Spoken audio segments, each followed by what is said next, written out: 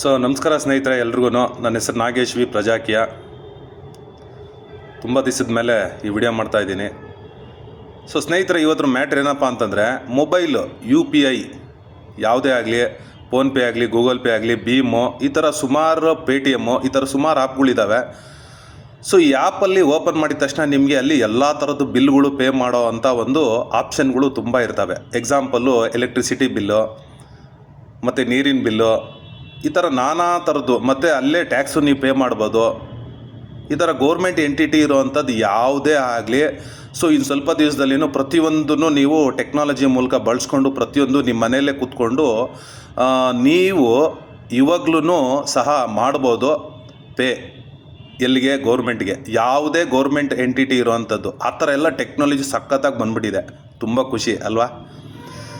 ಸ್ನೇಹಿತರೆ, ಇಲ್ಲಿ ಎಲ್ಲ ಪ್ರತಿಯೊಂದು ಫೆಸಿಲಿಟಿ ಜನಗಳ ಹತ್ರದಿಂದ ತೆರಿಗೆ ಆಗಲಿ, ಒಂದು ದುಡ್ಡು ಕಲೆಕ್ಟ್ ಮಾಡೋದಕ್ಕೆ ಟೆಕ್ನಾಲಜಿ ಬಳಸುವಂಥ ಈ ನಮ್ಮ ರಾಜಕೀಯ ನಾಯಕರುಗಳು ಯಾಕೆ ಇನ್ನೂ ನಮ್ಮ ತೆರಿಗೆ ಹಣನ ಇದೇ ಟೆಕ್ನಾಲಜಿ ಮೂಲಕ ಲೆಕ್ಕ ಕೊಡೋಕ್ಕೆ ಬಳಸ್ತಾ ಇಲ್ಲ?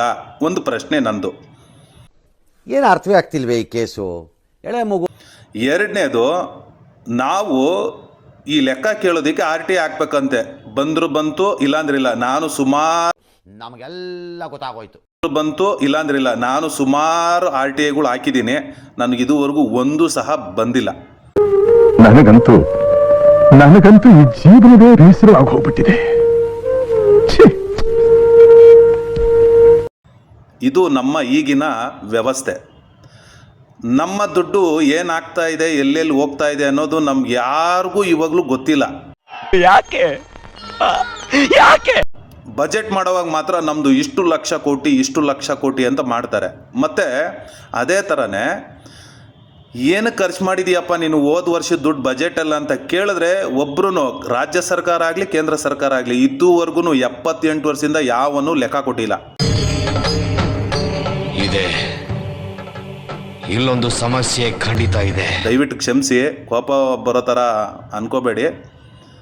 ಏಕೆಂದರೆ ಯಾವನು ಅಂತಲ್ಲ, ಯಾರೂ ಕೊಟ್ಟಿಲ್ಲ. ನಾನು ಯಾವ ಪಕ್ಷದ ಬಗ್ಗೆ ಅಂತ ಮಾತಾಡ್ತಾ ಇಲ್ಲ, ಬಟ್ ನಾವೆಲ್ಲ ಧ್ವನಿ ಎತ್ತಬೇಕು. ಅದಕ್ಕೆ ನನ್ನ ಮ್ಯಾಟ್ರ್ ಏನು ಇಷ್ಟೇ, ಸಿಂಪಲ್ಲಾಗಿ ಹೇಳ್ತೀನಿ. ನಾವು ಬಸ್ಸಲ್ಲಿ ಹತ್ತಿದ್ರೂ QR ಕೋಡ್ ಇರುತ್ತೆ. ಅಲ್ಲಿ QR ಕೋಡ್ ಮೂಲಕ ಸರ್ಕಾರಕ್ಕೆ ದುಡ್ಡು ಕಟ್ಬೋದು. ಗೌರ್ಮೆಂಟು ಎಂಟಿಟಿ ಇರೋವಂಥದ್ದು ಪ್ರತಿಯೊಂದು ಕಡೆನೂ ನಾವು ಡೈರೆಕ್ಟಾಗಿ QR ಕೋಡು ಅಥವಾ ಪೇಮೆಂಟು ಆನ್ಲೈನಲ್ಲಿ ಮಾಡ್ಬೋದು. ಅದೇ ನಮ್ಮ ತೆರಿಗೆ ಹಣ ಏನೇನಕ್ಕೆ ಖರ್ಚಾಗ್ತಾ ಇದೆ ಅಂತ ಟೆಕ್ನಾಲಜಿ ಮೂಲಕ ನಮಗೆ ಲೆಕ್ಕ ಕೊಡೋಕ್ಕೆ ಬರಲ್ವಂತೆ.